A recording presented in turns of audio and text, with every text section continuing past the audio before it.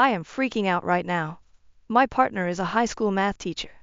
He has been teaching for a decade now and has generally been praised by students, parents, other teachers, and the administration for how he does his job.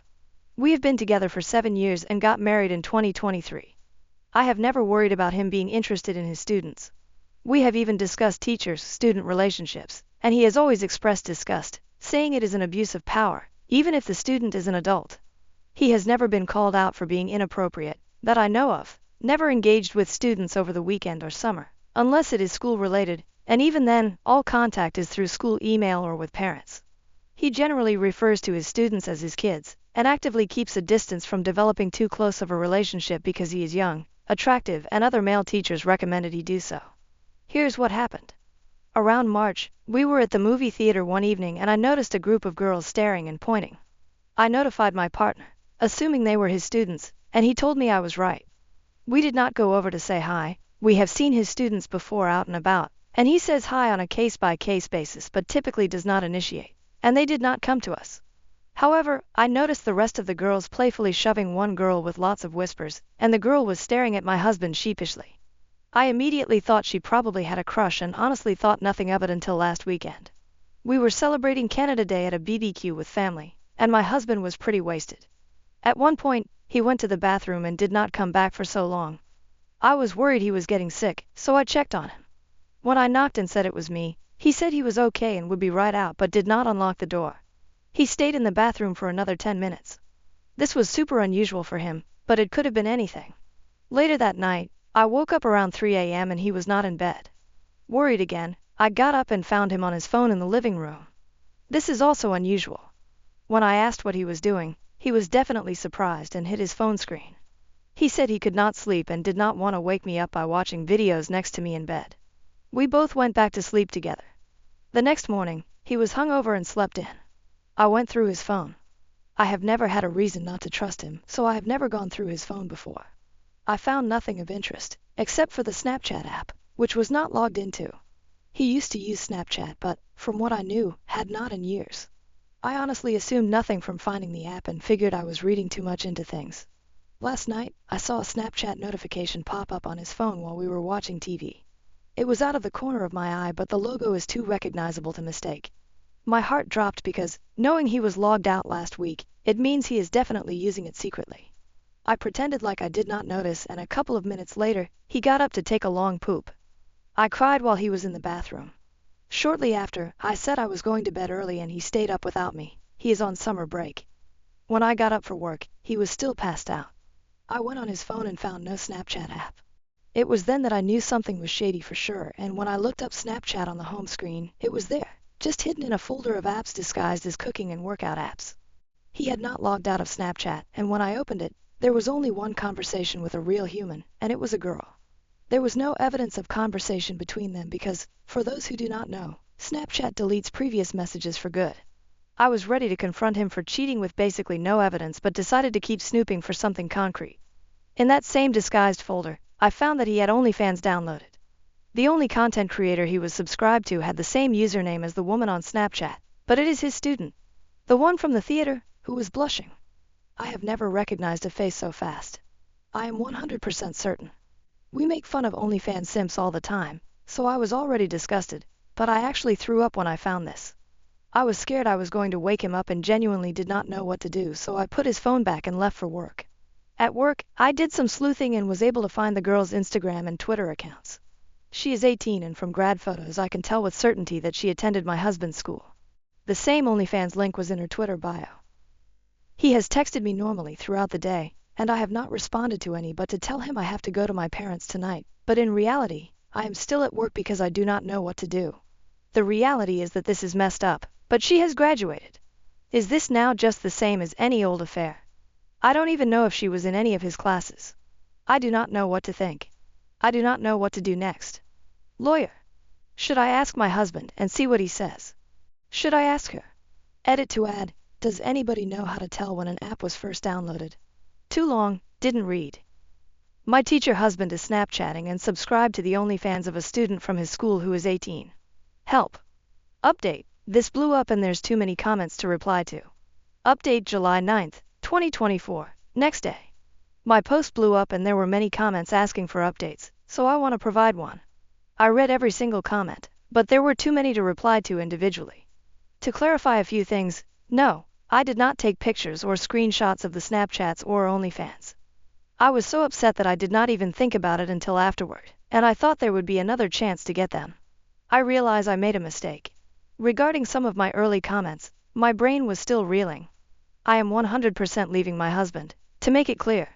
It took me some time to come to terms with what was actually happening and the fact that I was in denial, but Reddit helped me get there, so thank you. The comments were about 50-50 split between advising me to talk to a lawyer or to my husband first. The reality is that I did not think I had anywhere else to go at the time, and I was so emotional last night and felt like I needed to know. I wanted to confront him and rip off the band-aid. He called me while I was still at work, and I ended up telling him we needed to talk. He seemed thrown off by this and canceled plans to stay in. I did not get home for almost 3 hours after that, crying and deciding what to do. Ultimately, I went home. If you're ever in the same position, do not do what I did. I wanted to follow the advice of many comments by basically saying I know about her, but I really wanted to get pictures of the evidence first, so I planned on playing it cool, saying never mind, all is okay, until we went to sleep and then sneaking back on his phone. I shouldn't have said anything on the phone, but my emotions got the better of me. But when I walked in the house, I immediately felt like he knew that I knew. He said, "What's up?" super standoffish. Just seemed off, and whatever I said on the phone must have tipped him off. Either that, or he was able to tell that I was on his phone in the morning somehow, pretending to be asleep. I'm not sure. So I couldn't control myself and got super emotional and confronted him on the spot. I asked if he had OnlyFans. It was the first thing out of my mouth, and he literally said no. What did you want to talk about? I told him I knew that he did and he denied. I told him I went on his phone this morning and scoffed and walked away. I followed him, crying and screaming that I knew he had OnlyFans and Snapchat. I told him that I was leaving him and finally cried out something about him cheating with his students. When I said that, he immediately turned around and asked what the fuck I was talking about. I told him that I knew about the girl, who was 18 years old, and his face genuinely turned into someone I didn't recognize. He immediately began yelling in my face that I didn't know what I was talking about. How dare I accuse him of sleeping with his students, and that I was crazy and trying to ruin his life. I was screaming back at him.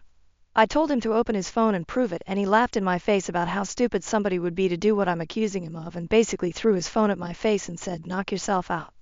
As people can probably guess, there was nothing. He definitely knew before I got home.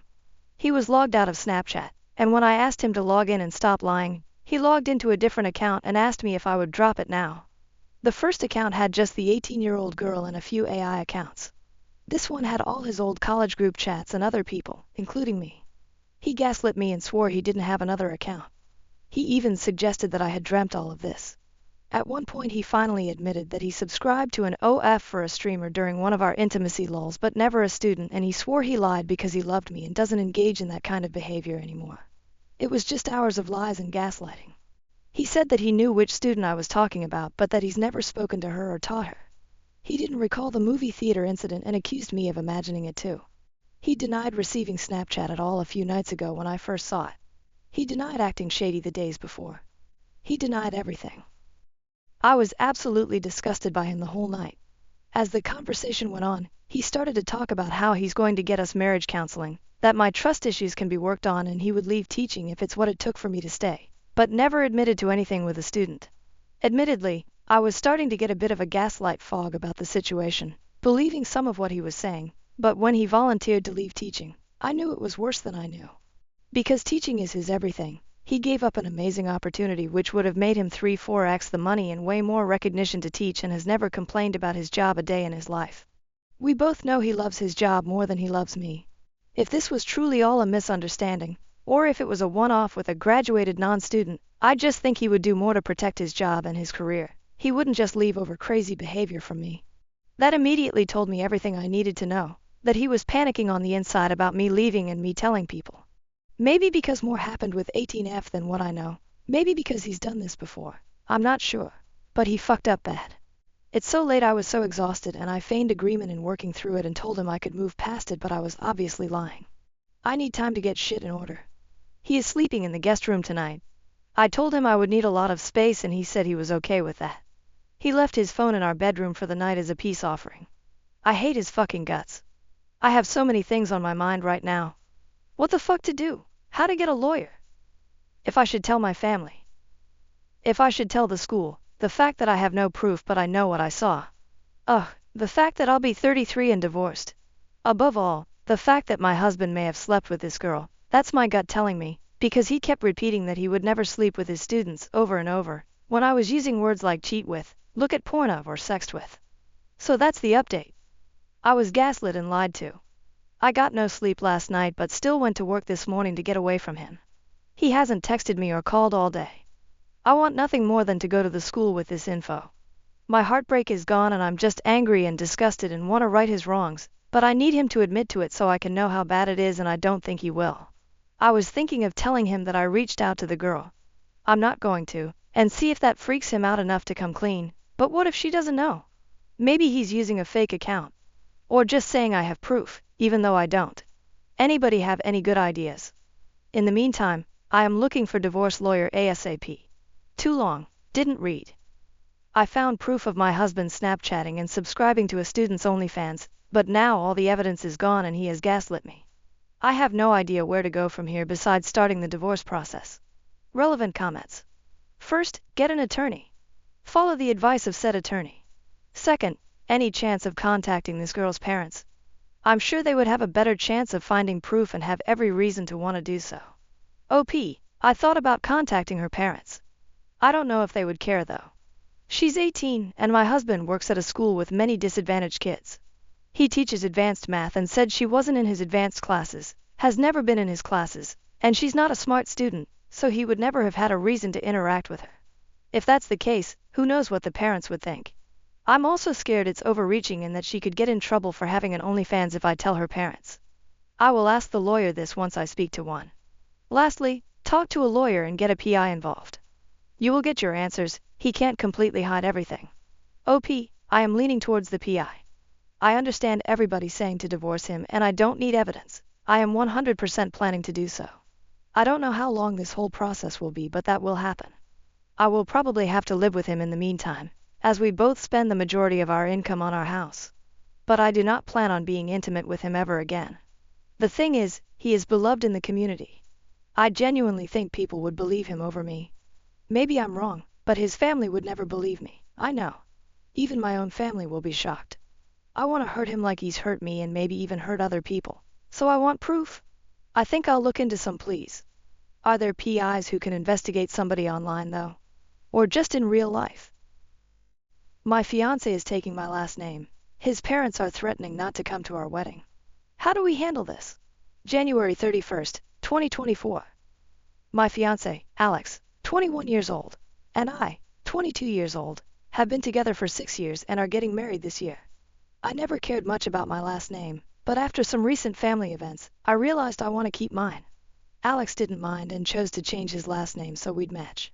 Upon finding out, Alex's parents, Lisa and Luke, yelled at him. Lisa cussed him out, so my parents let him stay with us for the last week of winter break. We were home on break from college and live a few miles apart. Lisa and Luke say Alex is destroying and disowning his family, publicly humiliating them, and claim I'm stripping him of his manhood. They told us we're unbiblical and that women should submit.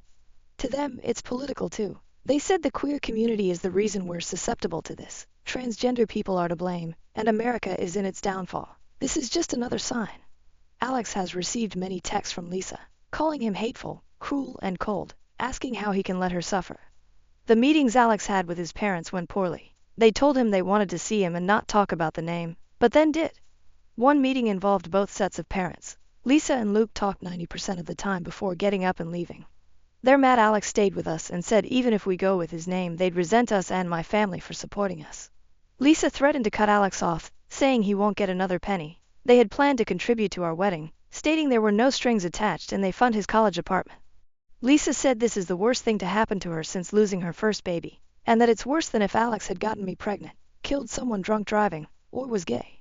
She's telling Alex that his grandparents will have to move to assisted living from heartbreak, and Luke keeps telling Alex his choice is hurting people.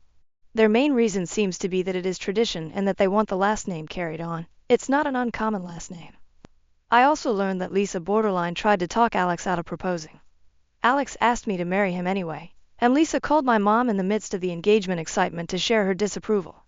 They said that they get a say until Alex is married, and that's when they'll leave us be. Lisa and Luke keep texting Alex and my parents, but I have never received anything. They openly dislike me now, bad-mouthing me whether I'm there or not. I've decided my relationship with Lisa and Luke is over. It was rocky before as they tried to push their religion onto me numerous times. Alex is deciding how much more he can give. He hasn't taken a harsh tone or spoken rudely to his parents, but is tired. Now his parents say if Alex won't move back home, their financial support ends. They say the family won't come to the wedding, and one of his siblings has actually left the wedding party. Obviously, I have decided to stay mostly away from Lisa and Luke now, but they are Alex's family. With the wedding still coming up, we're unsure how to move forward.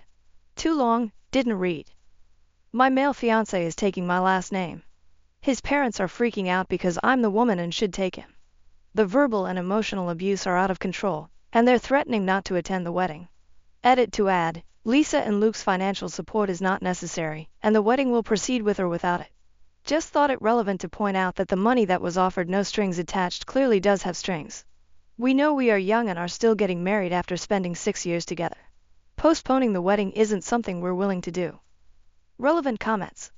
When asked if in-laws would accept both last names, the original poster, OOP, replied, apparently not, as his parents said it would make no difference. Since they aren't keen on using both names anyway, they decided against it. For instance, one commenter stated, the only people that should be at your wedding are those who want to celebrate your relationship. It sounds like they don't. Another person remarked, it seems he has valid reasons for not wanting to be associated with that last name anymore. Yes, it's unconventional, and people might look at him oddly for it, but they can just mind their own business. If you're happy and he's happy, that's all that matters. Furthermore, someone suggested, stop discussing it until after the wedding. For the rest of your life, stop sharing details about your lives with these people. Have your fiancé agree to gray rocking them moving forward, or there will be arguments about baby names and other issues in the future. The first time anyone knew my baby's name was in our birth announcement. Additionally, another commenter advised, simply say, we will miss you. Any other response will only encourage them to meddle more in the future. Moreover, a user pointed out, your future in-laws are acting like overgrown toddlers. For both your sakes, I hope they go no contact with both of you forever because the loss of their financial support is a small price to pay for freedom from their controlling behavior. However, if they refuse to leave you alone, your fiancé will need to develop strong boundaries. You two should consider premarital counseling before planning much more of the wedding, as it's crucial to ensure you're prepared to handle your future together. OP responded, the price is most certainly worth the freedom. We're looking into premarital counseling, thank you. Update July 7, 2024, 5 months later. Alex and I got married last month, and everything was absolutely beautiful. Since my original post. After more months of emotional and verbal abuse, Alex made the difficult decision that his parents were no longer welcome at our wedding. He explained that he couldn't trust them to respect his boundaries, respect us at all, or respect what the event was about. As expected, they freaked out, asking if he was trapped and needed help. Saying everything had become about me, EOP, and telling him he'd been isolated from everyone he loves. We're not sure what story they told Alex's extended family. Alex reached out to everyone to explain what had been going on, but every response he received was more disgust toward his name choice, refusal of wedding invitations, and saying he needed to apologize, grovel, and fix the family. Most of Lisa's family were the ones talking the most about how dishonorable he was being and how he was breaking apart the family. Interesting, seeing none of them share Lisa and Luke's last name. Luke's family does. Luckily, only one invitation was returned with nasty notes inside, but the rest of the digital responses took Lisa and Luke's side, berated Alex for doing this near the anniversary of the death of Lisa's first child, and called him cruel and hateful. For context, Lisa's first child passed away a few days after birth, over 25 years ago. Alex says there has never been any remembrance that he knows of, and they do nothing on the anniversary. He doesn't even know the date of the anniversary. Lisa and Luke explained what happened once when he was young, and never mentioned anything again. We're unsure why it's all coming back up now, after presenting as generally unimportant his whole life. Apparently, this drama being 4 months from the anniversary was disrespectful. His sister Alice also went off the rails. After checking in to see how Alex was doing, Alice got angry that he wanted to discuss things over text instead of on the phone. It became obvious that she wanted him on the phone to berate him, because she ranted about how he was steamrolling their parents and wasn't really an adult because he wasn't married yet. She said she had encouraged Lisa and Luke to cut him off long ago and that I, wasn't acting like family since I stopped letting her follow my Instagram account. This was after she dropped out as a bridesmaid and made it clear she didn't support our marriage. I decided not everyone gets full access to my life. As his only sibling, it was devastating for Alex to watch Alice spiral into fully taking their parents' side, after initially leading him to believe she had his back and was supportive. After saying not to expect her and Alex's bill at the wedding, there's been no further contact since Alice refuses to speak to him unless he'll talk on the phone. At this point, he won't do any phone calls as we'd rather have a record of everything that goes down. Many people tried to talk to Lisa and Luke, my own parents, mutual friends, etc., to encourage them to choose the relationship and explain that the damage they were causing wasn't worth the loss they'd endure. It seemed to have no effect. Alex was quick to become no longer financially dependent on his parents. We've changed his phone plan, reclaimed all his bills from Lisa and Luke, fully moved him out, and finished college. We're not sure if they attended graduation. They texted Alex the day before to say they'd be there but then turned off their location services. Graduation day was stressful and nerve-wracking, with Alex not knowing if they'd make a scene or corner him. He left as soon as he walked across the stage and made it to his car with no interactions. Since then, as most Redditors suggested, we've been nearly no contact with Lisa and Luke. We spent the first 6 weeks of summer finishing wedding details, and our day last month was gorgeous. Alex received no communication between graduation and the wedding, and has no plans to continue their relationship without an apology. Lisa and Luke did not show up to the wedding or say anything on the day of. The only recent change is Lisa unfollowing and unfriending both of us and my family on all social media. For me, my in-law relationships are basically over, apology or not. Learning they'd never supported our engagement, ignoring my existence, and hating me because of my political and religious beliefs is enough for me not to keep contact. Thank you, Redditors, for your kind help and good wishes. Our day was truly perfect and straight out of a fairy tale, and we're looking forward to the next chapter of our lives, with hopefully less drama. Too long. Didn't read? Parents were uninvited to the wedding. Sister flipped a switch. Currently no contact with all. Wedding day was beautiful and not dramatic. Relevant comments. One commenter remarked, "Wow, just wow. How can a whole family implode over something as ridiculous as a last name change?"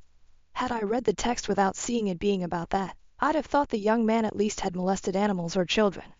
Geez. Another observed, "That's because it's not about the last name." The last name was the straw that broke the camel's back. In the original post, OP said the in-laws already didn't like her. There is way more going on here than reported. A different perspective was shared. It sounds like they had total control over him and objected to losing the right to make his choices. Totally normal in small amounts when a kid reaches this stage of life, but for a certain kind of family, they can't let the baby grow up without severing everything. One user offered a warning. Please be aware that if you are choosing to have children, they might come at y'all full force again. Be prepared. Another shared a personal anecdote. My friend's sister went through something similar. The couple had entertained the idea of creating a new family name and the groom's mom flipped out. Threatened to remove financial support, they didn't need it, and suddenly the racism came out after 10 years of holding it in. Suddenly the bride's family were those people, aka not white.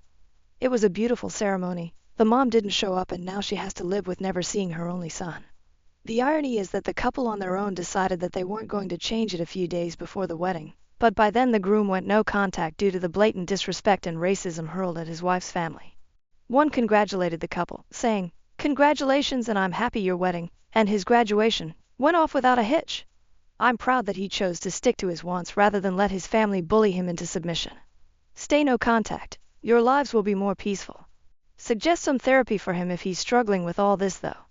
There are a lot of emotional issues that come with cutting family out. Best wishes to you both. Adding a practical point, another user said, "I don't understand why anyone, male or female, changes their name in the first place in the modern era. Huge pain in the ass to do so, especially with professional licenses, college records, SS, passports, and so on.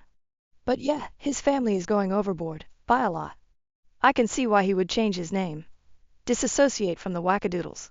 Sorry for the family strife, but congratulations on the marriage." Another shared a lighthearted story. "My husband and I have joked about hyphenating our last names. 11 letters plus 9 letters, both convoluted Dutch names that are hard to spell. Well, hard for folks here in Canada which are in Amsterdam to pronounce my last name better than I can. LOL. No one has given us a hard time about both of us keeping our names. I think the only people who had any sort of comment on it were my parents, and that was just from a practicality standpoint. They've moved provinces a few times, and Mom had to bring name change documentation with her every time she changed her ID to reflect her current province. I was warned that it could be a potential headache if I changed my name, but that was it. Someone else shared their personal dilemma. My partner has a name that's a bit funny in our language, derived from the name of a trade, and a pain to write and pronounce in English.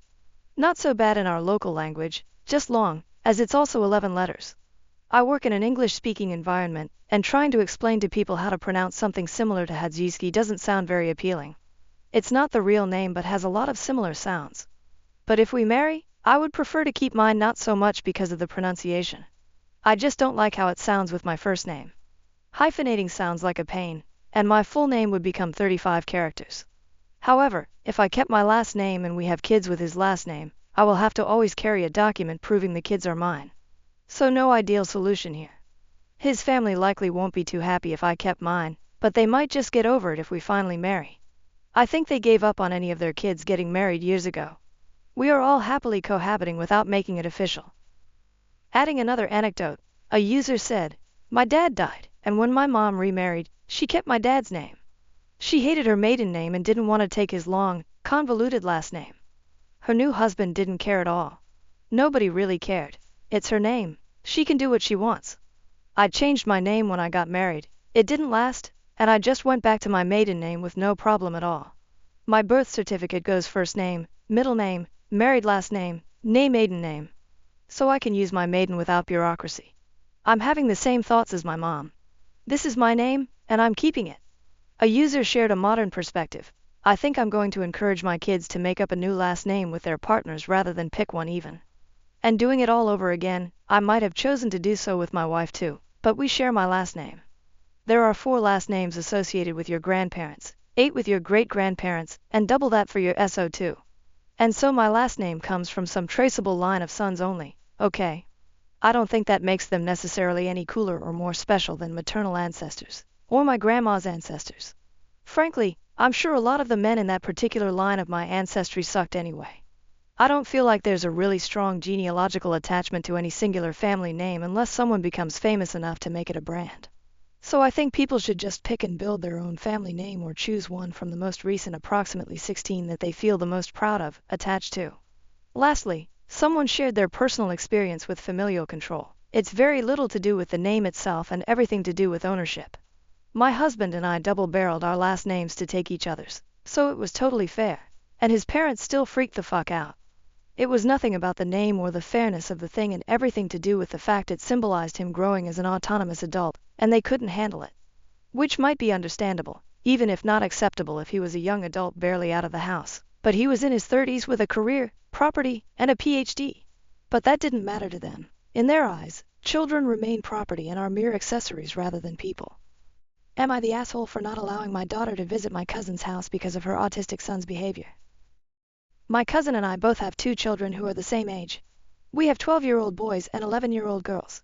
Her 12-year-old son, Damien, is autistic and has a lot of issues that we believe are unrelated to autism, but we are no experts on the subject. My 12-year-old son, Christopher, loves hanging out with Damien because he enjoys knowing that he brings some sort of joy to Damien's otherwise rough life. Damien has been kicked out of every school he has attended, so he has no friends. Our daughters are the best of friends as well. They are basically inseparable. Well, about 2 weeks ago my cousin asked if she could take my kids for the week. COVID outbreak at school, so school was called off anyways. I said that was fine after asking the kids if they wanted to go. Everything was perfectly fine for the entire week, I thought. I checked on the kids often. They seemed happy and to be having fun. However, that all changed when I picked my kids up. That's when they told me all the weird shit Damien was doing. Such as my daughter would wake up to Damien stroking her hair or arms while she slept, and when she caught him, he pretended to be asleep. He went into his sister's room at some point during the night against his parents' rules. I guess he also told my daughter several times that he likes her, and when my daughter told my cousin about it, she basically said it's okay to have crushes, but where you're related, you simply can't act on it. I guess he also kept trying to take pictures of her. I'm unsure whether or not she corrected her son's behavior by touching my daughter in her sleep. However, I do know that not once did she tell me anything that happened. My kids did, while she kept it hush-hush. After finding all of this out, I called my cousin and said that my kids would no longer be allowed there because my daughter now felt uncomfortable around Damien. She is pissed because he doesn't mean it. It's not like he went out of his way to be weird. He doesn't understand. It's his autism, but says she ultimately understands. However, she's still making me feel bad about it because her kid has autism and doesn't know why he isn't allowed to see my kids anymore, and I guess he has been having a lot of outbursts since that point. One of them resulting in her needing to call the police because he became violent and started throwing chairs. Weird guy shows up at my parents' house at 1 a.m. using details about my life from 20 years ago. Help me figure this out.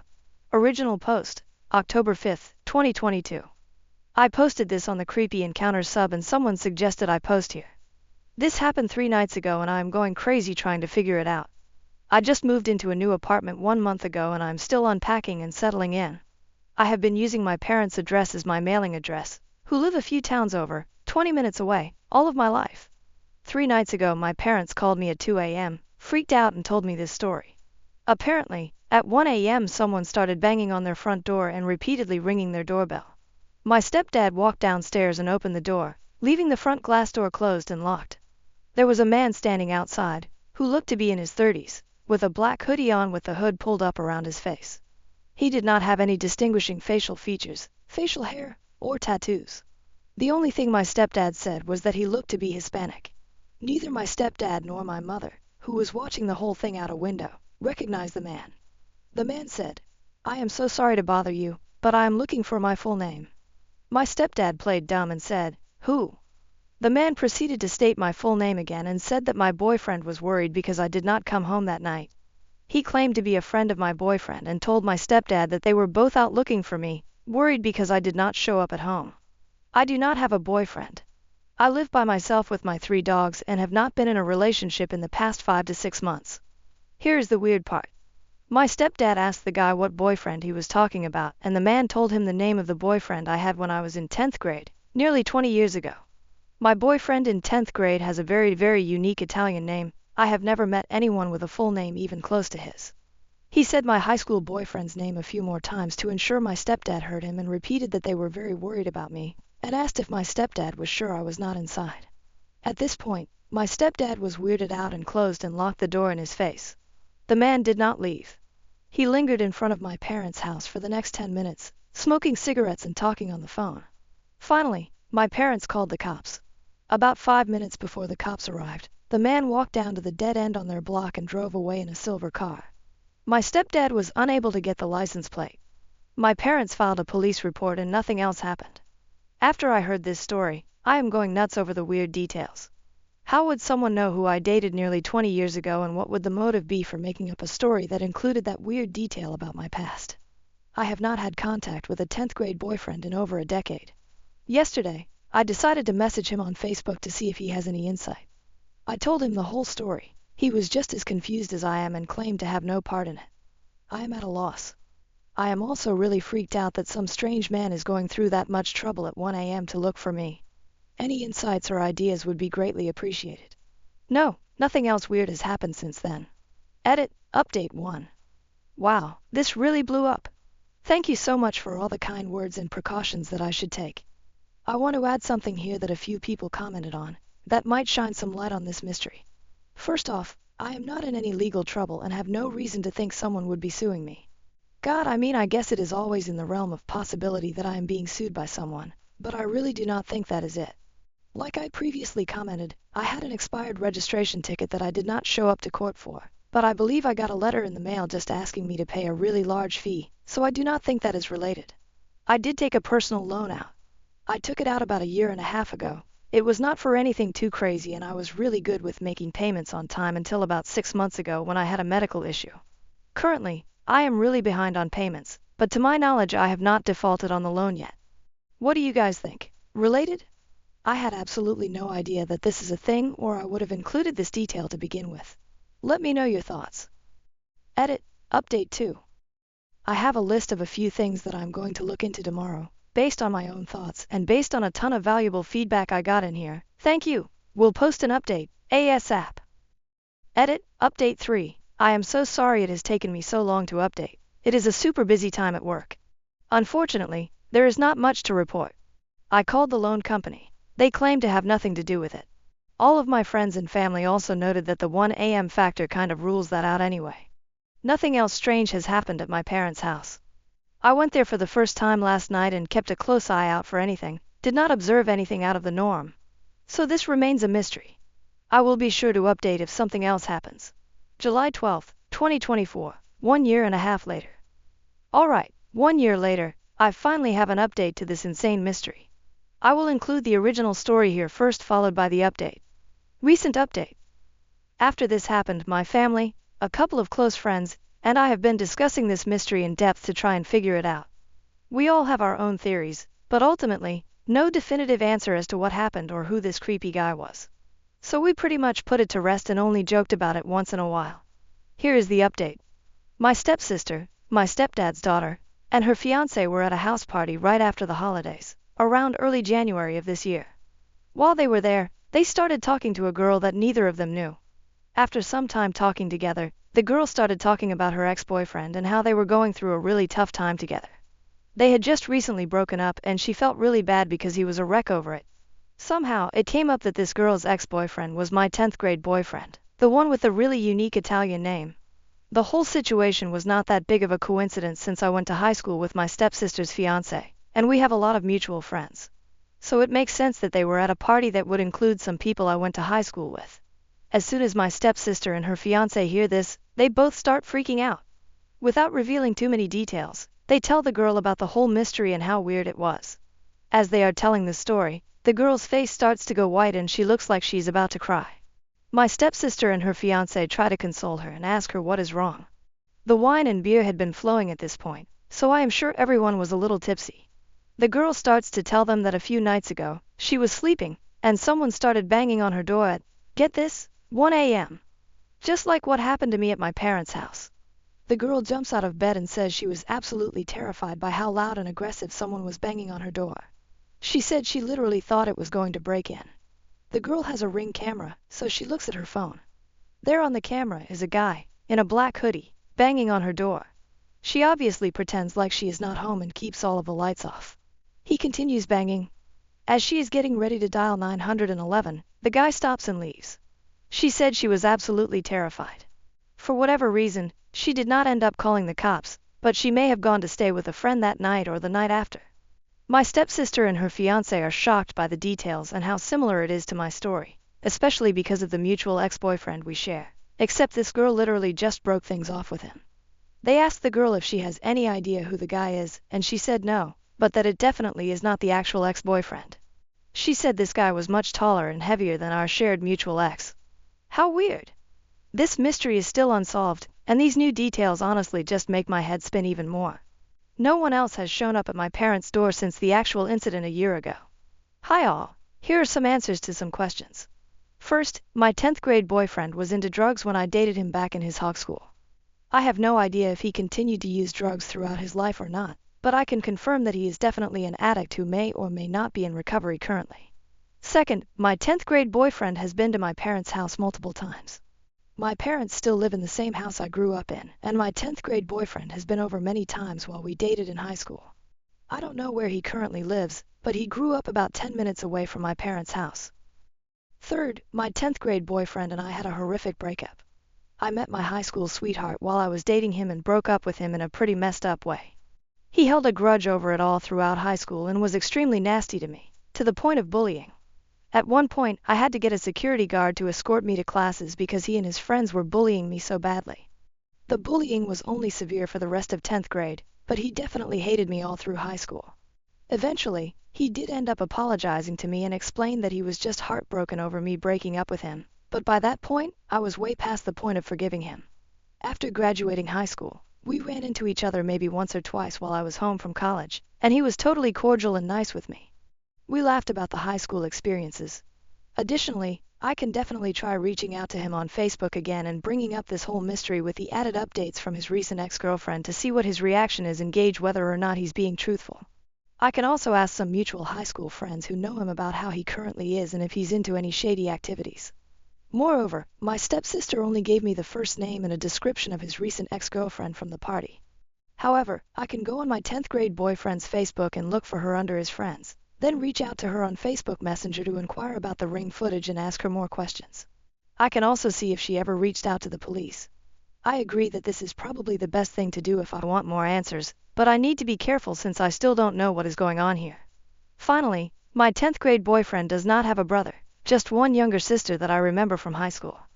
Relevant comments from OP Comment 1. I just posted some answers in the comments about the nature of my breakup with my high school boyfriend and how horrific it was and how he basically harassed me for the rest of the 10th grade.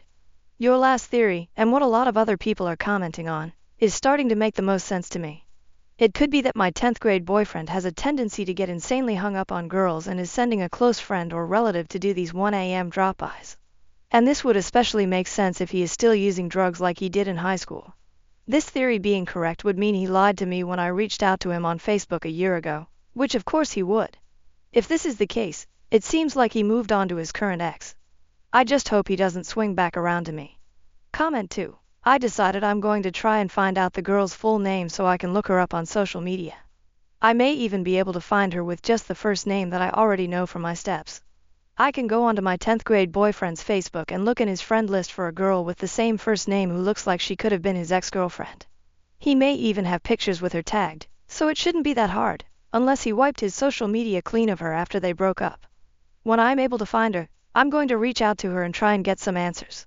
I think this is the safest route since I still don't know my 10th grade boyfriend's role in this, and I did already ask him once and he claimed to have no part in it or know anything, which may or may not have been a lie. Based on how scared my stepsis said this girl was, I'm betting she'll be willing to talk to me about it since we share the experience. I will make an update post when I have more info. Thanks everyone. Comment 3. I don't know, I would recommend against reaching out to him. Based on everything you've shared, I would be shocked if this wasn't him putting someone he knows up to this. There are other clues, but we already know he can hold a grudge and will put his friends up to bullying someone on his account. It was one incident around a year ago and nothing since, so it might be best if you just stay off his radar.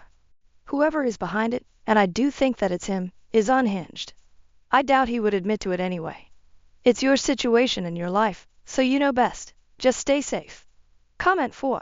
Dude, it's him. He's instigating this. Why? Probably because he's mentally unstable.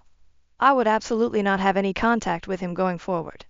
Do not reach back out to him, don't interact on social media, pretend he does not exist. You don't want to be drawn back into his web. Am I the A for revoking my brother's +1 to exclude his problematic friend and inviting his girlfriend instead, causing a family dispute? Original post, June 11th, 2024. I kind of know I'm the asshole, but I need to know how bad it was. My brother, who is 29 years old, has been with Leah for about 2 years. We all like her. She is super nice. I am getting married next April and send an invite to my brother's apartment. We decided to send invites to households and not individuals. For example, our aunt received an invite for her family and not for each individual. Last Thursday, we met at my parents' place. It was just the core family because of some tax reasons, lol. While there, I asked my brother about Leah's dietary restrictions. I know that she is a vegetarian for health reasons and that she cannot have certain raw vegetables. He said that she wasn't going to come and that he was taking his girl best friend, Amanda, instead. Now their relationship is weird as hell. Amanda has always been stringing my brother along, in my opinion.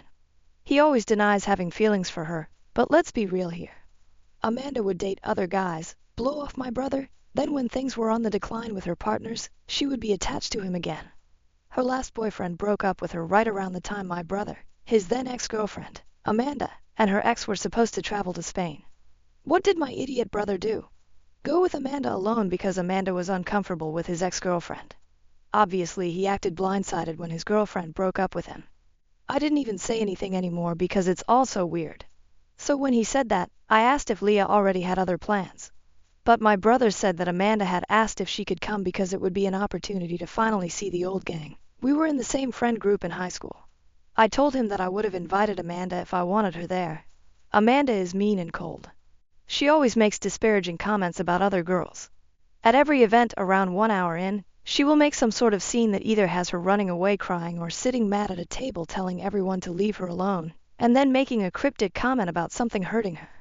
I told my brother I was revoking his +1 and Amanda was not coming to our wedding. He accused me of being misogynistic and bigoted because I don't understand opposite-sex friendships. Which is BS. My husband has a female childhood friend who is his best woman. I love her too and she has been amazing. And she respects fucking boundaries. She always includes me and made a huge effort when I started dating my fiancé to integrate me into the friend group. Anyway, I said my decision was final. He could take it or leave it, but I would be inviting Leah myself because I like her. He screamed at me and told me to keep out of his business. I said to get rid of his weird fucking feelings for Amanda. He is mad at me. My dad said it is none of our business. My mom is furious with my brother. So am I the Edit. To answer some questions, the invite was addressed to the Smiths. Funnily enough, Leah has the same last name as us. Granted, we have one of the most common last names. Yes, they live together. The tax thing is nothing huge. My parents have a small business but are really bad at keeping track of all their receipts. So every month we go and help them. We digitalize the receipts and put them in bookkeeping software for the accountant. Amanda is in the comments. Say hi. The alleged Amanda comments. Editor's note: the account replying is a well-established account on AITA and commented on many posts before commenting on OPs. It was not a new account nor a throwaway. Do not DM this person or harass them in any way as it goes against the rules of the sub. This is only included because it is relevant to what OP wrote and pointed out. First off, you the ass. If he has any sense, he simply will not come to your wedding. That's the correct way to handle assholes like you. OP: yeah, I wouldn't mind LOL. Second, well, if you don't mind your brother and dad not coming to your wedding, that's fine. But the way you handled it makes you the asshole. Not inviting your brother would have been fine. Giving him an invite, trying to dominate him and decide his relationships for him, and then uninviting his plus one because you want to decide who his partner is, that's overstepping. OP: my dad is not mad at me, dude, LOL. He thinks it's unnecessary drama. He doesn't like Amanda either, so he's just keeping out. Amanda replied to several other commenters. Here are a few. Commenter: not the your brother is though. He needs a huge reality check. This chick Amanda sounds super problematic and toxic, and since it is your wedding, you are absolutely within your rights to decide who gets to be there and who doesn't. Hope your brother will realize how manipulative Amanda is and cut her from his life before she manages to destroy even more for him. Amanda: all of that is none of OP's business. She gave him a plus one, then revoked it. She is an for intruding into his relationship. This will break up her family. Let's see if her brother and dad will be the only ones not coming. Commenter: it's confusing then why he and Amanda aren't together. They seem to be into each other. Or does he really like Amanda, but she uses him as a placeholder and doesn't reciprocate his feelings? If that's the case, he needs to put distance there so he can move forward. Or you're right, he will be alone until Amanda gets married to someone else. Amanda: what do you expect? He has an asshole sister. Relevant comments. First, you can invite Leah yourself, but by the sounds of your brother's behavior, who knows if they will even still be together by then. Even if they are, I wouldn't count on her sticking around if he keeps prioritizing Amanda over her. OP: I like Leah, genuinely as a friend, and would like her there. I should have honestly just invited her officially too. I should have foreseen David would do this. Next, how does Leah feel about Amanda? OP: well, she feels hyper insecure about Amanda. Finally, she should, because this behavior is a pretty obvious sign that should Amanda give him a chance, he will cheat on Leah in a second, and has probably done so with his exes. OP: agree 100%. If Amanda wrote to him right now that she wants him, he would drive pantless to her place. On OP's brother: I gave up talking to him years ago. I always feel sorry for the amazing girls he brings home though. I still talk to his ex. She helped me with my career, LOL. He is going to end up alone. Commenter: but just to be safe, tell Leah she is invited even if she isn't with your brother anymore at the time of the wedding because, let's be real here, she can do a lot better and it's just a matter of time before she realizes that and dumps him. Let Leah have a plus one so she can enjoy herself. That would make her feel truly welcome. Your brother is a major asshole, and I don't blame you at all for not wanting his side piece at your wedding. I also wouldn't blame you if you didn't want him at your wedding. OP: she can do so much better. On paper, my brother is pretty great. Amazing job, financial stability, he volunteers at animal shelters, and cares about his appearance. And when he is not drooling for Amanda, he is generally really nice and loving. But bro, why aren't he and Amanda together? It's so weird, man. IDK: she is jealous when anyone spends time with him. I once told him to ask her to have a one-sided open relationship where she gets to do what she wants, and he waits at home for her because he already does that lol. Commenter: did he even tell Leah she was invited? There might be a possibility that he's lying and the girlfriend didn't even know about the wedding. OP: she did not in fact know. Commenter: how did she learn about it? From you or from him? For damage control. OP: I called Leah in front of him, asking her about it. She had no idea. OP is voted not the A. Update post, June 25, 2024, 2 weeks later. I listen to 2 hot takes every day on my commute, so it was a huge surprise when you responded to my post. Thanks for your insights. Regarding the invitation, I now realize I shouldn't have phrased it as inviting a single person. I thought inviting households would be cute and less pressure for guests. Lesson learned, LOL. Here's an update I'd like to share with you. After the confrontation, I didn't hear from Leah or my brother for about 2 days. During that time, Amanda reached out to me upset about my Reddit post. She called me an asshole and insisted that Leah is not the only special woman in my brother's life. She argued neither Leah nor I have the right to be selfish with my brother's time, asserting she existed before Leah or any of his girlfriends and would outlast them all. She ended with a presumptuous statement that she would surely see me at my wedding. I was fuming. I chose not to engage with her other remarks but instead sent her a clear message. Hello Amanda, you are not invited to my wedding. If you want to see the old gang, please organize a coffee date when they're all in town. Should you appear at the wedding, you will be escorted out, peacefully by staff or with police involvement. Please refrain from contacting me or my husband. Amanda responded with more emails, mostly vague threats and name-calling, and turned to Instagram to indirectly target me. She tagged me in posts, making my username small so people wouldn't notice me tagged but would see it in my notifications. She also used an Ask Me Anything sticker on her Instagram story, where I'm pretty sure she asked herself leading questions. Highlights included questions like, what's the perfect outfit for a wedding? With a photo of herself in a dress captioned, this, but sadly I'll never get to use it, and what is your pet peeve? Followed by a rant about nosy people who think they have the right to control others. She flooded her story with sad quotes about no longer having a girl's girl. She tagged me in every single one. Of course, I screenshotted them all, LOL. Some friends reached out when Amanda started spreading a different story, claiming I originally invited her but later disinvited her because Leah hates her and pressured my brother to do the same. The cool part? Not one person believed her. Many of our old high school friends have cut ties with Amanda, and the few guys who still talk to her are more linked to my brother. They reached out to let me know Amanda was spreading rumors.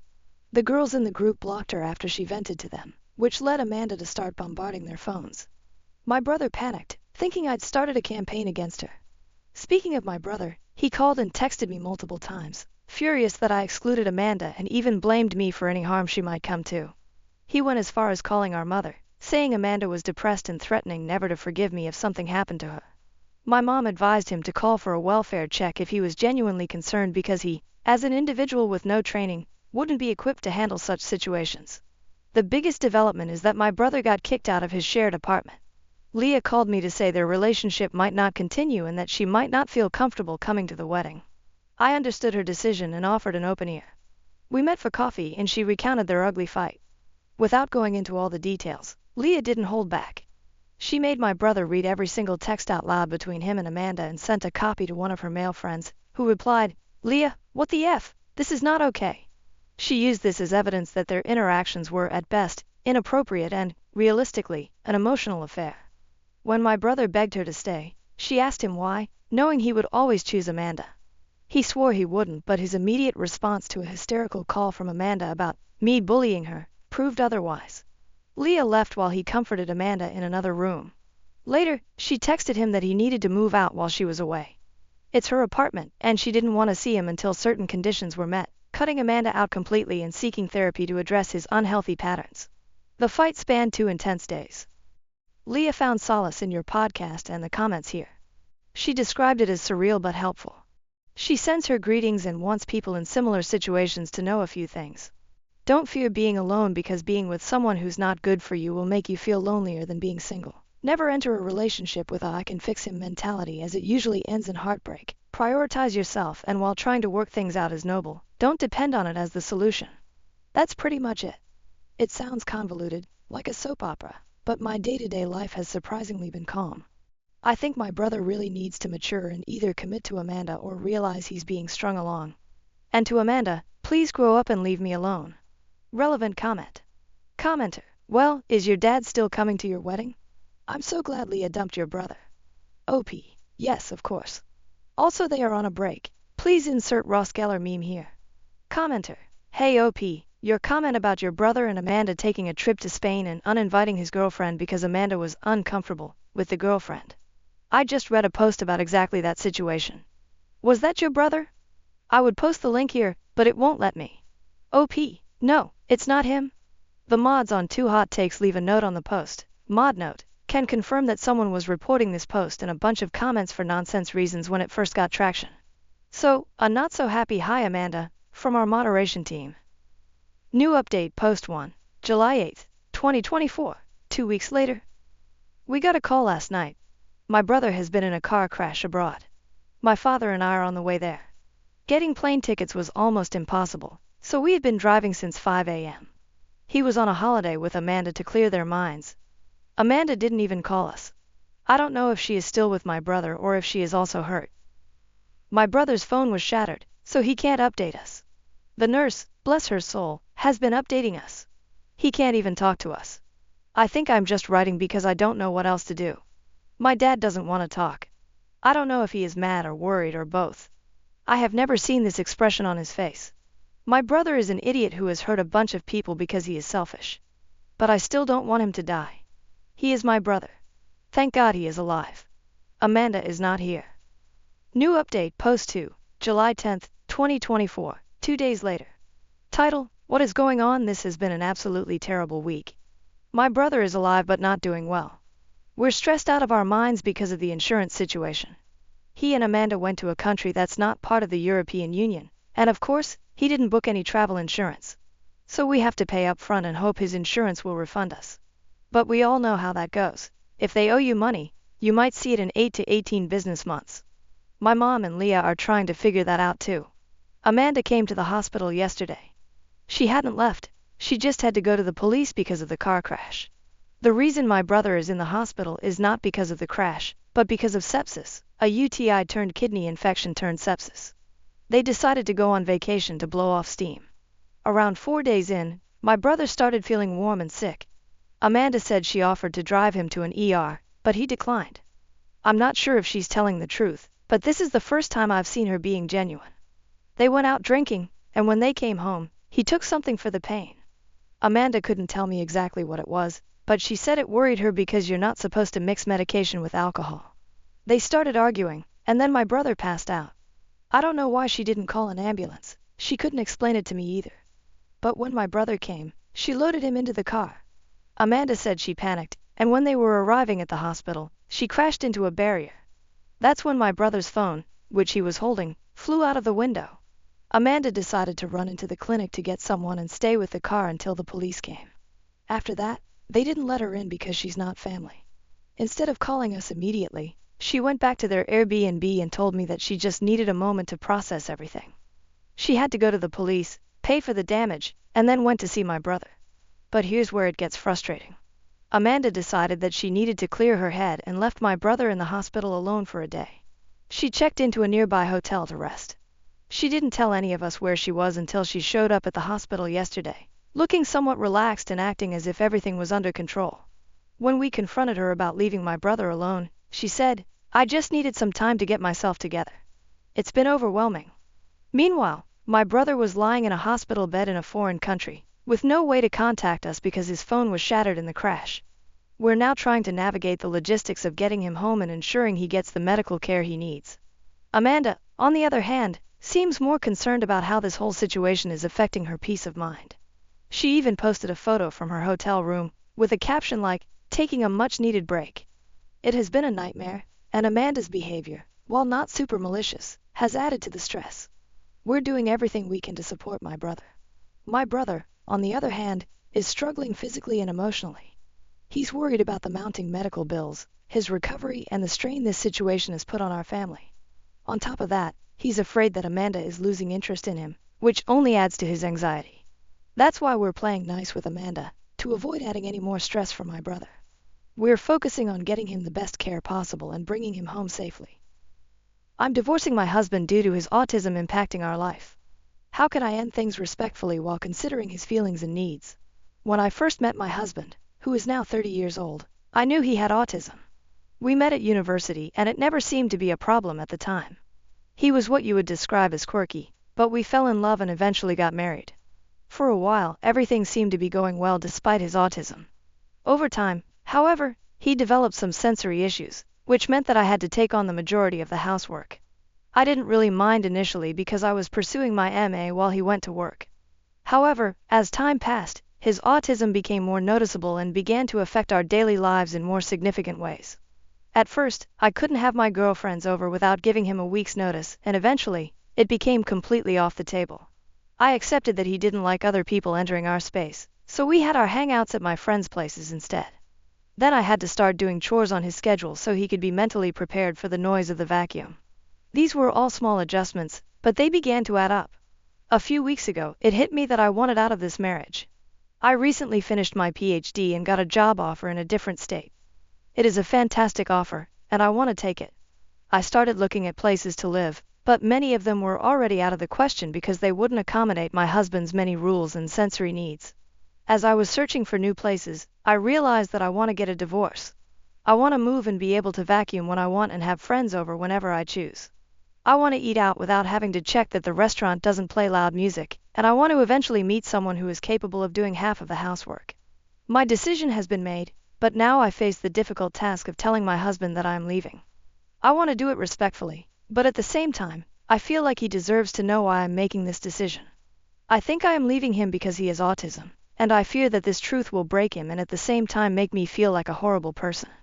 It is a delicate situation, and I am not sure how to approach it. I care about him deeply and do not want to hurt him, but I also need to think about my own happiness and well-being. I hope to find a way to explain my feelings honestly without causing him unnecessary pain. Relevant comments. Comment 1. Don't tell him you're leaving him because he's autistic. He's always been autistic and always will be, and you're not leaving him because he's autistic. Focus on the actual reasons. That his needs and boundaries aren't compatible with yours anymore. That your relationship isn't equitable and you're unhappy. That you are not okay being in a relationship where you do 100% of the housework, can never have anyone over, and have to plan everything around his schedule. It's harder when there's a valid underlying reason, but all these things would be true if he wasn't autistic. Comment 2. Yes, this. Usually, you should not tell someone with a disability that their disability is why you're leaving them. At all. If their disability is what makes them incompatible with you, then you should tell them they're incompatible, but don't say that the incompatibility is due to the disability. Comment 3. He will know whether you tell him or not. I have had guys break up with me over my PTSD. Listing my PTSD symptoms, but not naming my PTSD doesn't fool me. I am not an idiot because I'm disabled. Comment 4. That's pretty cruel, honestly. It sucks either way, but it's extremely clear that the reason she's leaving is his autism has progressively gotten worse, which is not uncommon. The problems he has are things you can work on, but she's clearly not interested in doing that because it can take years before even slight progress is made. She should tell him because it's the truth. Comment 5. I disagree, and we're taking all the blame away from the husband here because of his disability. I don't care about his supersensibility or whatever, he could just leave the house or find a way. It's the adult thing to do, to try to make up for the things you lack instead of just dumping your problems onto your partner. But he's just letting the wife progressively have more and more work. Relationships are based on boundaries and agreements. Each party gives something in it. That is determined at the start of the relationship, and while some can change, both parties have to agree with it. The husband changed because of his disability, but instead of finding a new way to make things work, the wife just had to progressively take on more and more work. I get it. Autism isn't nice to have. It can be horrible, but the wife isn't his caretaker. She doesn't have the responsibility for that. It's cruel, yes. But she has to just deal with his problems without his help. It's cruel to her. Comment 6. Yes, she is 100% leaving him because of his autism. If he was not autistic, she would stick around. He's not just an asshole. He has a disability she can no longer deal with. Downvote me all you want, but she should definitely be honest with him, especially since he has autism. He likely won't understand otherwise. Comment 7. Nope, she's leaving him because he doesn't help her and she feels isolated from the rest of the world. The only reason this behavior is in any way excusable is because he has a neurodivergent. If anything, one could argue she only stayed with him because he has autism, because without that explanation for the behavior, we'd all be calling him a man-child and probably worse things. He is not a man-child. He's neurodivergent, but he still isn't behaving like a partner. Comment 8. She's not leaving him because he has autism. She's leaving him because she can no longer live with some of the specific things caused by his autism. There's a huge difference. People with autism have their own individual struggles and concerns, and the levels of intensity vary vastly as well. If he were struggling with things that weren't causing such a disruption in her day-to-day life, she may not leave him. That's an important distinction. Comment 9. You're not leaving him because he's autistic. You're leaving him because he is unwilling to compromise. Take it from a married autistic man, marriage is still just as much a give and take as it is for neurotypicals. That being said, he may not realize the impact he is having on you. If he isn't, then it may be a good idea to, either through a series of conversations or therapy, express what you're feeling in a direct manner with specific examples, assuming you haven't done this already. Comment 10. You could tell him that you wanted a partner that equally helps with the house, but it's slowly become your sole responsibility. Marriages are about compromises, but it seems that you've been the one who has to do all the compromises to keep him happy, which has led to your resentment of him. Instead of him managing and taking responsibility for his new sensory issues, he's dealt with it by avoiding it. You're not divorcing him because of his autism, but because of always putting his needs first. You've come to realize that the two of you aren't compatible anymore and can't both have your needs met while keeping the other happy. Highlight comment. Can I also say that these are manageable things? I have ASD and extremely painful sensory processing, like your husband. But I still find ways of managing my house and life. For example, I don't like the vacuum, but I'll use a broom or set my little robot vacuum to do things when I'm not around. The same goes for the washing machine and dryer. I just set them for a time when I'm not around. I also have ear defenders, like concert plugs and noise-canceling headphones, that help me get through chaotic environments. I'll tend to pack away and do the dishes myself because I know I won't clang them, which would normally set off a migraine. I use gloves for nasty textures and have a predictable routine that helps with flexibility around unpredictable things. Also, when having your girlfriends over, does he not have a quiet space in his own home where he can go off and recharge? That's really necessary in general for sensory management. It would feel like chronic torture otherwise. It's not the ASD that's the reason. It's his approach to managing it and the way he's shifting the responsibility onto you. Has he ever gone to therapy or seen an occupational therapist for help on how to navigate adult life? Medication and therapy for both the physical and emotional pain changed my life. Maybe they can help him too? It is kind of disappointing that your reasoning behind this is because he has autism, and you don't want to make an effort to understand your partner's lifelong struggles or try to approach a workable solution. These are things that can be changed, somewhat easily too compared to other issues, and help him for the better. There are so many workable solutions that it is kind of frustrating. What I'd be more upset about is that he isn't trying to contribute to the maintenance of the house and relationship, which is not an autism thing. It's just male entitlement. Just don't blame him for something he can't change. He cannot change that he is autistic. He can change the way he manages it and be fair in supporting you. Be very, very clear with that distinction when you talk to him. Update. It's been 3 days since I posted about wanting to leave my husband because his autism has made it impossible for me to live a normal life. Some of you suggested that he may be using his autism to get out of doing housework, and I'm afraid you were not wrong. Yesterday, I sat him down and explained that the situation had reached a point where I am no longer happy, and I haven't been for a while. I told him that I no longer love him and that there is zero attraction left. However, I still care for him, and I assured him that I was willing to continue paying my share of the rent. We split everything 50-50ths for 3 more months after I move out so that he has enough time to find a place that suits his needs. He did not take the news well at all. First, he begged me to reconsider, but I stood firm in my decision. Then he accused me of being ableist for leaving him because of his autism. After the tactic didn't work, he admitted that he had simply become too comfortable with me doing everything around the house and that he was now willing to go to therapy with me. Despite his willingness to make changes, I told him that my decision was final. I have already accepted the job offer and will be contacting a divorce lawyer next week. I also informed him that, while I still won't have people over out of respect for him, he will have to start doing his own chores from now on. Just a side note to everyone who assumed that he financed me. University is free here, and you get paid to do your PhD. I teach classes and do fieldwork, so I have been financially independent throughout our relationship. Anyway, that's all for now. I'm excited for the future and am looking forward to being able to have friends over again without any restrictions. Thank you all for your support and advice during this difficult time. Relevant comments. One commenter shared, "My girlfriend and I both have chronic conditions, and she is autistic. I can just manage a day's work, and she can just manage a bit of housework each day. We both put in every ounce of energy we have to make life as best we can as a couple, and her autism doesn't stop that." Another commenter replied, "Well done to you two. It sounds like you're both giving it your all. A different commenter expressed surprise at OP's generosity. I'm honestly surprised you're going to pay for half of his rent for 3 months.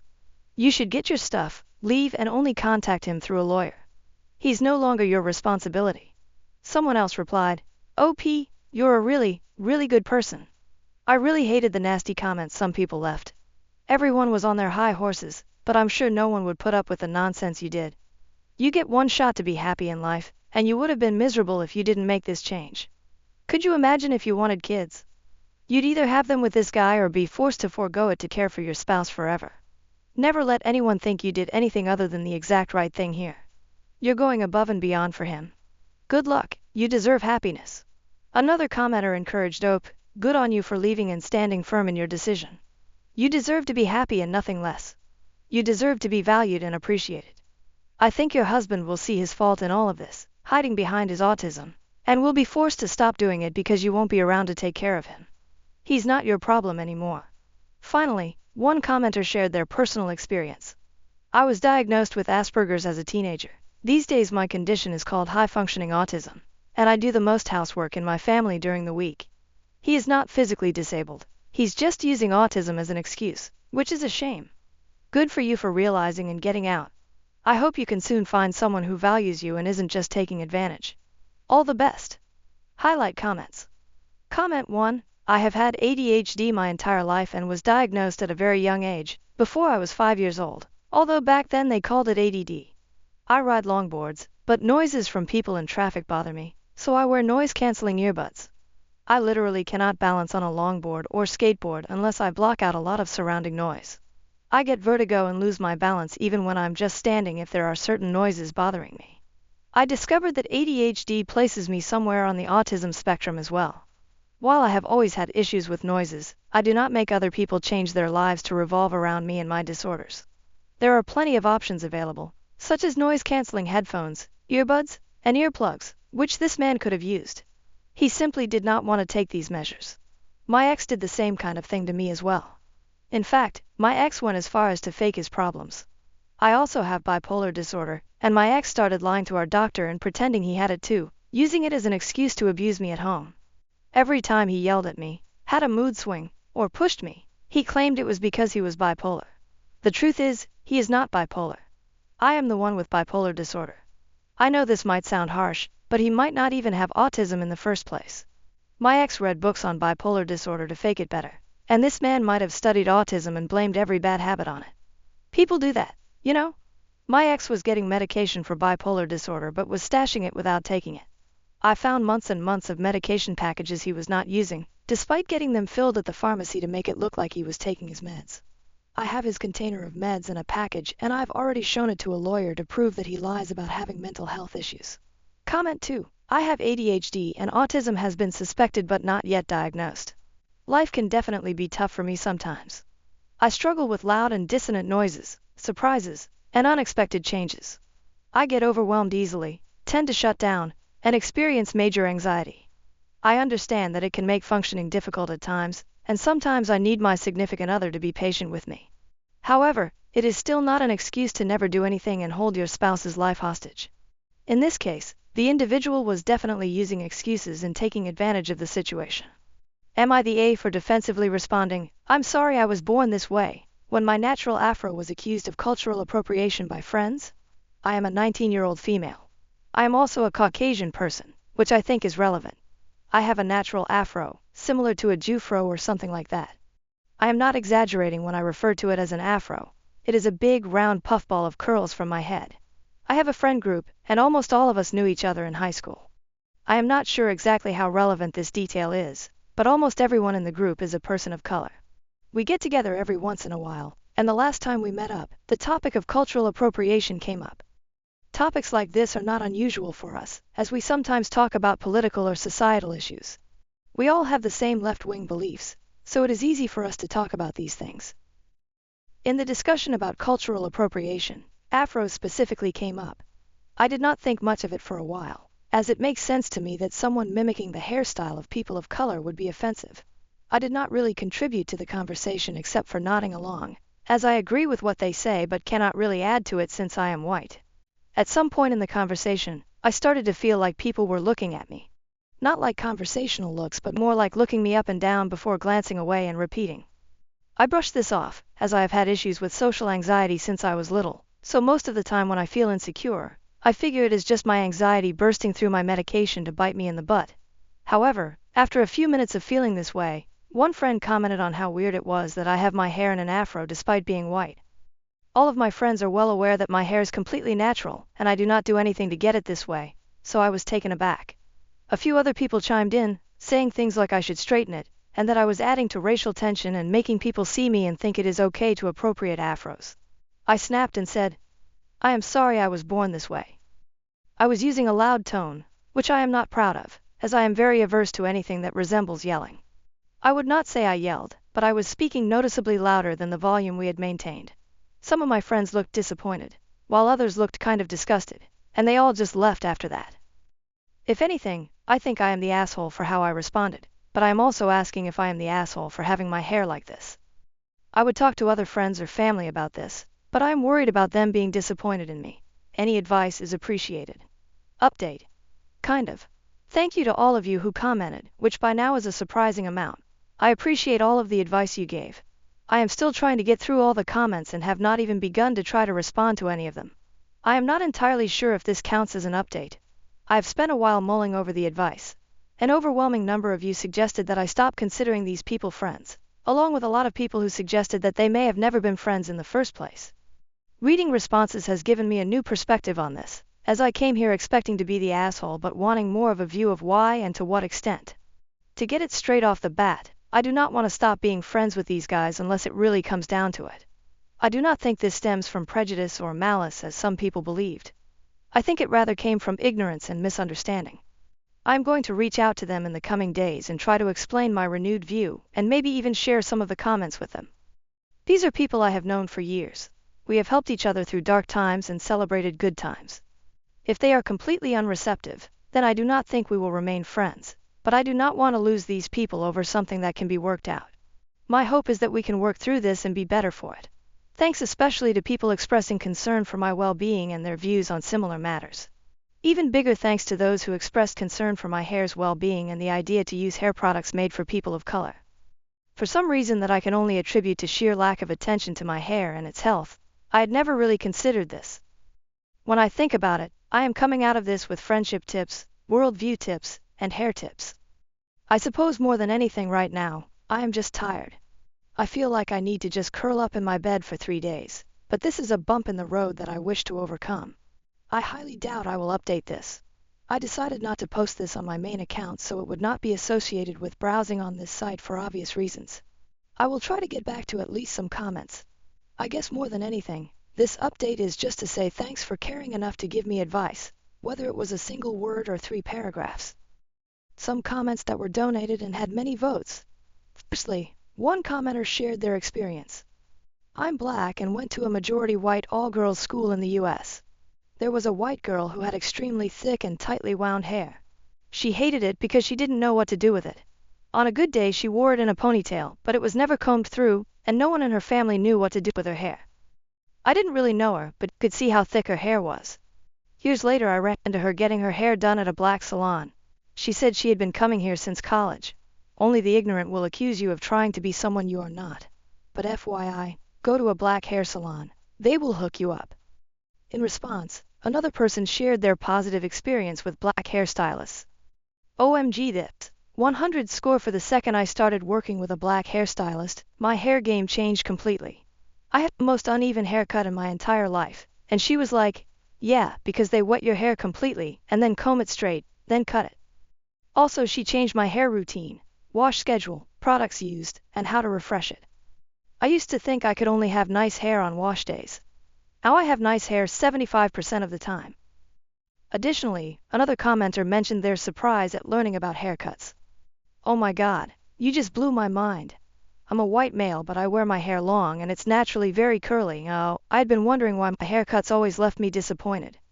Didn't even realize that the stylist wetting my hair before, combing it straight, and cutting it was adding to the problem. I've been avoiding getting haircuts for a while now because they always turn out like crap. I'm definitely going to see if I can find a black stylist in my area to do my next haircut. Moreover, someone else shared their experience with curly hair. Same. It is absolutely wild how many white people have absolutely no clue how to style curly hair. I say this as a white person with curly wavy hair. Afro-type C curls are rare unless you're Jewish, but wavy curly hair in general is pretty common. Yet it's so insanely rare to meet anyone who knows curly hair. I used to think my hair was just always fluffy and bushy like Hermione, and I just had to straighten it. Nope. I just have wavy curly hair, and no one in my family had any clue how to teach me to style it properly, despite a quarter of them also having curly or wavy hair. Furthermore, another commenter offered practical advice. My friend and her guy came over to visit. He was growing his hair out. It was a frizzy mess. I said, I have an oil-free moisturizer that will make your hair look wet when it's dry. He looked at her for approval and she said, of course. I put it on his hair and told him to only wash it once a week. His hair looked spectacular with just a small amount. The product was Carefree Curl Gold. Must be put on dry hair for the best results. When I bought some at Sally's, the woman behind me checking out said that was the same product her hairstylist sold her for $20. It was $5. Anyone with thick curly hair needs to check out Ethnic Hair Care products. You will be pleasantly surprised. In addition, another commenter shared their concern about haircuts. This is actually so important because I need a haircut and I didn't know that they could potentially damage my newly grown curls. I got a buzz cut like 3 years ago to help with my trichotillomania, and it's since grown in with perfect curling iron type curls. It's actually kinda insane how my hair curls as if styled just by air drying after a shower. I think I'd be devastated if I went to get the back so trimmed, then left with half my curls literally done. I'd lose my mind. My hair is so important to me now. Next, someone firmly stated their opinion. Not the A. No one needs to change their natural self to please others. Another person found the situation bizarre. Yeah, this is bizarre. I can't imagine people genuinely telling someone that they need to straighten their hair to get rid of their natural hair texture to avoid cultural appropriation. It makes no sense and sounds like what people think liberals argue about, LMAO. Furthermore, another commenter explained, nah, I've known people like this. Some people are just dumb. It's an affectation of being of the age where you think you know everything because you haven't grown up enough to learn you don't know much, because the world is shades of gray. This isn't bashing any generation. It's a product of age and affects all generations. I roll my eyes at some of the things I adamantly crusaded about in my late teens and early 20s. In our first steps out alone in the world of new adulthood, we boil everything down to simple black and white to find our place in it. As we do, we start to see the layers and shades of gray. And believe me, when I was that age, nothing infuriated me more than someone older explaining this very thing. So I get that too. Someone else pointed out, having tightly coiled hair is not exclusive to black people. It's absolutely not cultural appropriation to wear your natural hair texture. Advocating that someone straightens their hair to reduce racial tension is exactly what the natural hair movement was advocating against. You are not the A. Another person found the friend's logic confusing, wondering how they were discussing how people should not do something to their hair to avoid cultural appropriation but wanted her to do something to her hair so it does not look natural. OP is not the A. But can someone please make her friend's opinions make sense to me and possibly them? Moreover, another commenter clarified, the correct definition of cultural appropriation is when someone pretends to have created something that was created by people of another culture. The way it is used by most people is as a cudgel to take things from people over the color of their skin. In other words, cultural appropriation is being misappropriated by racists. Additionally, someone shared a strong opinion on the issue. Honestly, this is one of a few things I have strong feelings about. I feel that if cultural appropriation is used in this gatekeeping cudgel method, it will create more divisiveness in the long term, with people just not knowing as much about cultures in general. Most people experience new cultures, usually through food or clothing in the beginning, and if people start getting hesitant or nervous to try these new things, because they'll be judged as culturally appropriating them, it could really limit the growth of what people experience. And then when they get older, they have no experience of all these other cultures, so they just won't understand them, and it could lead to conflict. If you limit people from experiencing and understanding new cultures, you will end up creating intolerant people as they get older. Then, another commenter shared their personal experience. Exactly this. I have tight curls that I like to keep short, resulting in my hair being an afro. African Americans often refer to this style as natural. Guess what? It's natural for me too because that's what my hair does naturally. I would say something along the lines of, so you're allowed to have your hair natural, but I'm not. They need to get over themselves. Not the A at all. Finally, one commenter posted that OP is not the A. No one needs to change their natural self to please others. Relevant comments to the story. Firstly, one commenter shared their experience with their father's appearance and heritage. My dad's parents were born in Croatia. My dad had very dark skin. He tanned so dark that when he came to see me at a cheerleading practice, he was also the police chief in a small city, so well known. One of the other squad members, and this was a high school that was about 40% black, said, "I didn't know that your daddy wasn't white." He also had black hair, a prominent scimitar-style nose and blue eyes. That combination is very Turkish, and that's what he was often mistaken for. And, as I said, Croatia, which once had a significant Ottoman Empire presence as well as the Roman Empire. Edit to add, he also had very high cheekbones. Additionally, another commenter related to the situation. Exactly this. I have tight curls that I like to keep short, resulting in my hair being a fro. African Americans often refer to this style as natural. Guess what? It's natural for me too, because that's what my hair does naturally. I would say something along the lines of, so you're allowed to have your hair natural, but I'm not? They need to get over themselves. Not the A at all. Moreover, someone else shared their experience with classmates. I went to school with people who had 4C hair, and they were white-skinned and freckled, and their hair was white. I felt sorry for the girl because she always used to hide her hair in a bun with tufts sticking out. She really had no idea how to care for her hair, and she really resented it. It was some genetic throwback. She would get asked all the time if she was albino, i.e. black, but she wasn't. Replying to the third comment, another person said, "Yeah, that girl is me. Luckily I learned to braid it after high school, but I tell hairstylists how thick my hair is, and they don't get it until it's an hour later and they're only halfway through. When my brother shaved his head, it grew back out in a fro. I was never able to confirm it but always joked it was a Jew fro. During the summer, I have to double French braid it, or it's a nightmare because of how frizzy it gets. It makes me angry hearing people of color being expelled from school or asked to change their hairstyles at work when they wear it naturally. OP needs new friends. They are idiots." Another commenter shared their experience with a black stylist. My hair was ugly my whole life until I went to a black stylist. I'm whiter than radioactive mayonnaise, but my hair is very much not white people hair as my mom told me constantly growing up.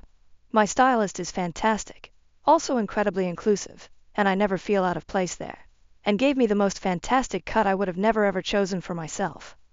I would have thought it would look so bad on me, but they asked me if I was willing, and I said yes out of sheer frustration with what I'd been dealing with my whole life. I look so good now. My confidence is off the charts. Finally, another person shared their positive experience with a black hairstylist. I'm a pale, pasty white girl. I always had straight, maybe wavy hair most of my life. But my hair has become curly as I get older. More big ringlets. I started going to my hair lady a few years ago. She's black and is absolutely amazing. My hair has never looked so amazing, and the curls are incredible. I love it. She is most definitely the reason my hair is in the good condition it is, and the curls are the way they are. Am I the A for upsetting my coworker by calling her work sister after she called me work husband during an office happy hour in front of everyone?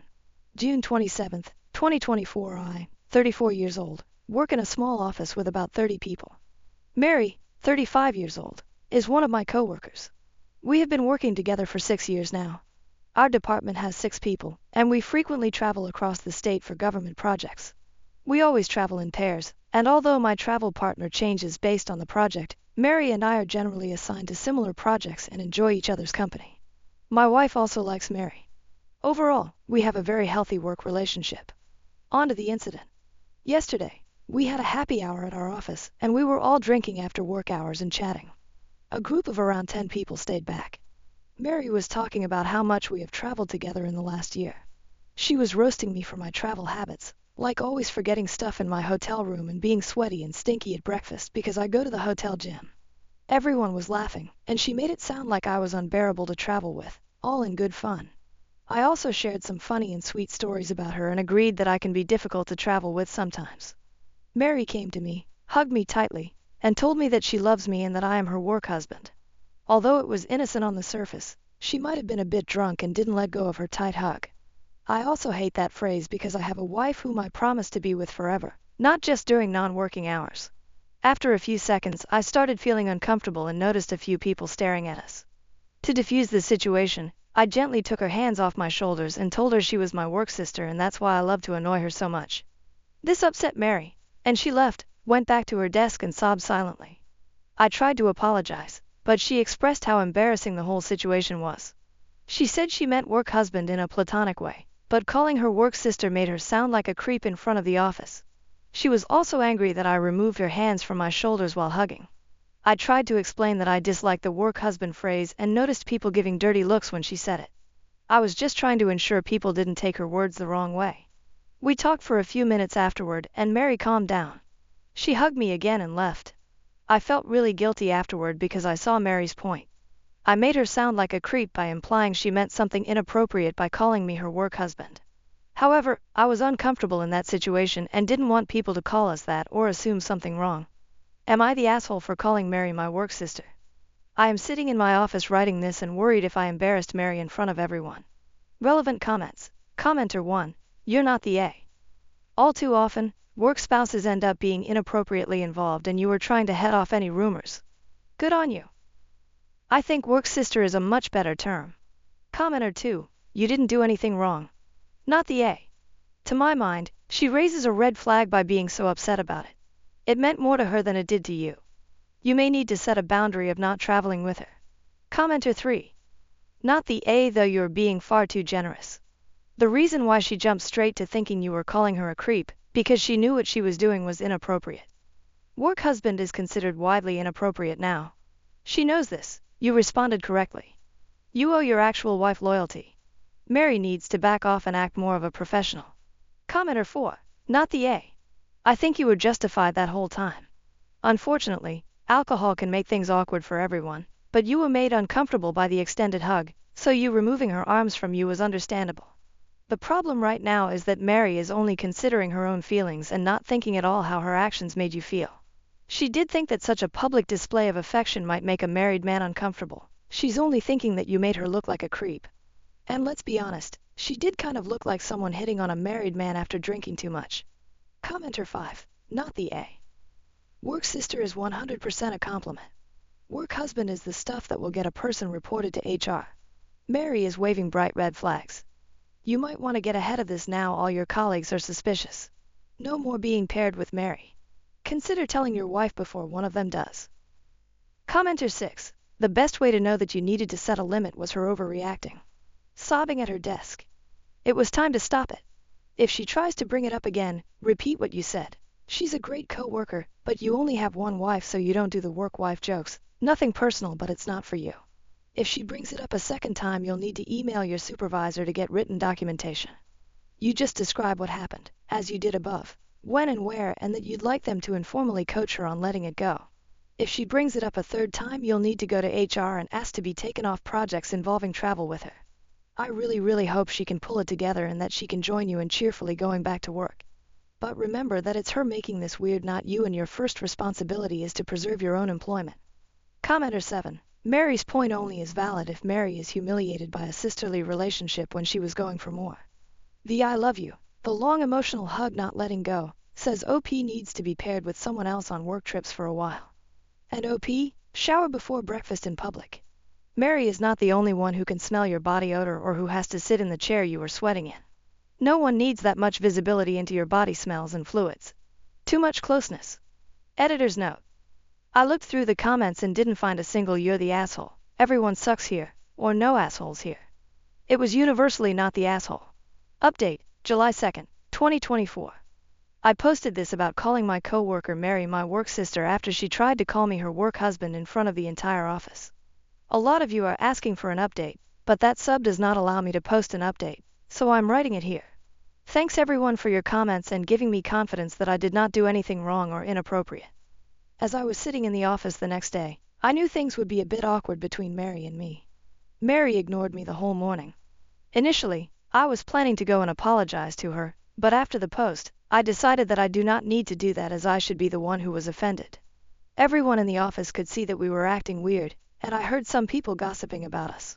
One of the ladies also came to me and asked me if I wanted to talk about Mary and me. Around 3 p.m. in the afternoon, I was sitting in my office working. Mary came into my office and closed the door behind her. She was angry at me and started saying that I need to stop being an asshole and stop ignoring her. I told her to sit and to talk about what is going on. She told me that she feels humiliated, and everyone has been staring at her the whole morning because of what I did. I also stood my ground and told her that I was okay with her making fun of me, but calling me her work husband and hugging me in front of everyone for a long time made the situation awkward. She told me to get over myself and that I should know exactly what she meant. Mary said that I made a big deal of what was supposed to be a joke and made it awkward for everyone. She said calling someone work husband is a normal thing and just means that she knows me intimately like a spouse would. She said that because we spend so much time traveling together, she knows all the intimate details of how I behave outside work. I stopped her and told her that I felt offended by the term work husband, because I have a wife and I do not want people to use that term to describe our relationship. I told her that she would not understand as she is single, but as a married man, I really do not want anyone to describe me as a husband in any capacity. She said that I am again misinterpreting what she was saying. She felt that as we have known each other more times than I have been married, she knows me more intimately than even my wife. I have no idea why she feels that way, and I also behave like her husband when we travel together. She went on about how we go out to dinners together after work, how I always insist on having breakfast together in the morning, to plan our actions of the day, and I walk around in my underwear, referring to my gym shorts, around her in the mornings. She also talked about how we spend hours talking to each other during road trips and how I am the only man she can trust with any secret in her life. She said that I am the definition of a work husband, and I am just in denial. I was a bit angry at this point. I told her that I do all that because I consider her my friend and she is delusional if she feels she knows me more intimately than my wife. I told her I do not want to hear that term again and it is extremely disrespectful to my marriage. Only one woman gets to call me her husband and that is my wife.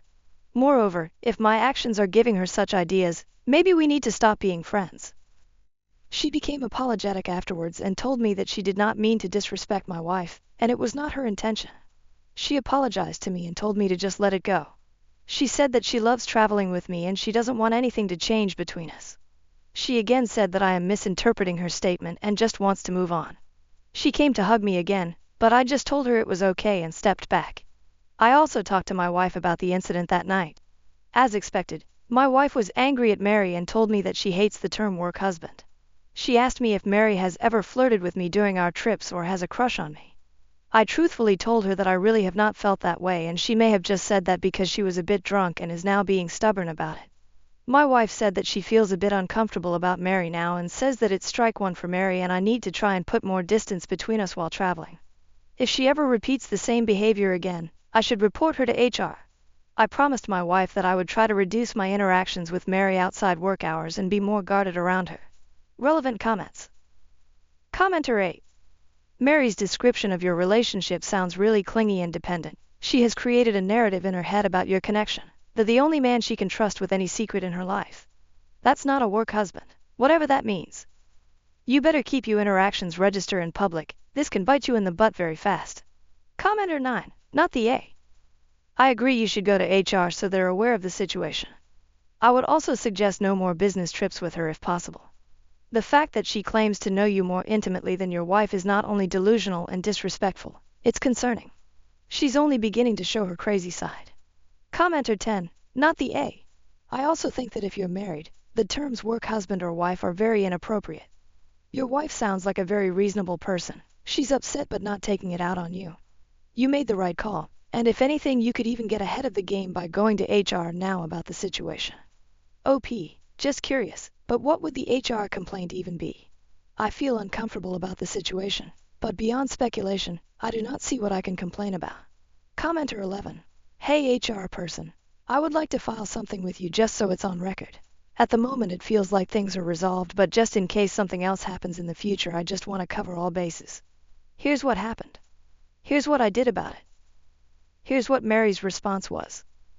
Here's where things are at now. I don't want anyone to have another conversation with her at this time because I believe it will escalate things instead of letting things die down. But if she doesn't let things go, I wanted HR to be in the loop.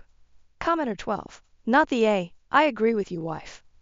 Mary's reaction was so often defensive. Instead of owning it and apologizing, She continued to double down and say that she knew you more intimately. She is quite the presumptuous woman. I 100% believe that this woman has romantic feelings for you, and all these comments about work husband and the ever-lingering hug plus saying she knows you better and more intimately do not speak of someone who has a platonic friendship or professional relationship in mind. I would not travel with her anymore and see if you can put some distance with her and not have to work with her. This woman is going to cause trouble for you. Her reaction was one of possession over you, which comes when someone has amorous feelings. Commenter 13.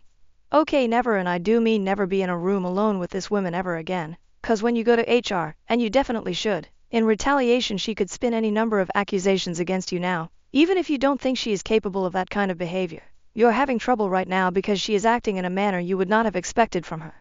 Not the A commenter 14. Hopefully you don't have to travel with her, but if they can't change it and you are stuck with Mary, then from here on out no more eating breakfast with her. No more grading meals together. Spend that time FaceTiming your wife, have a breakfast, lunch, dinner date over FaceTime. Let Mary eat alone. Or you take your meals in your room. No more walking around in your gym clothes around Mary. She has already twisted it by saying it was your underwear. If you need to speak to her about anything that has to do with work, simply text her. There's no need to have breakfast with her to talk it over, since she already got the wrong impression of you. Keep it through text, no phone calls, just text her. You have your meals separate and have your rooms on the opposite side if need be.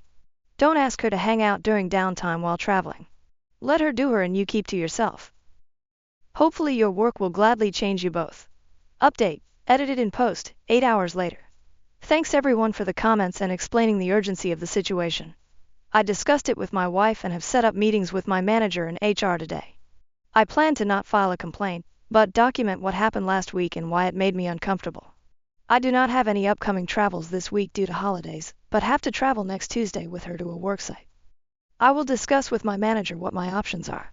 However, I feel a little distance between Mary and me for some time would be the right solution for now. Editor's note, OP has reported the situation to HR, but he is traveling today according to the above update with her, and there could be further issues, so I am marking this as ongoing.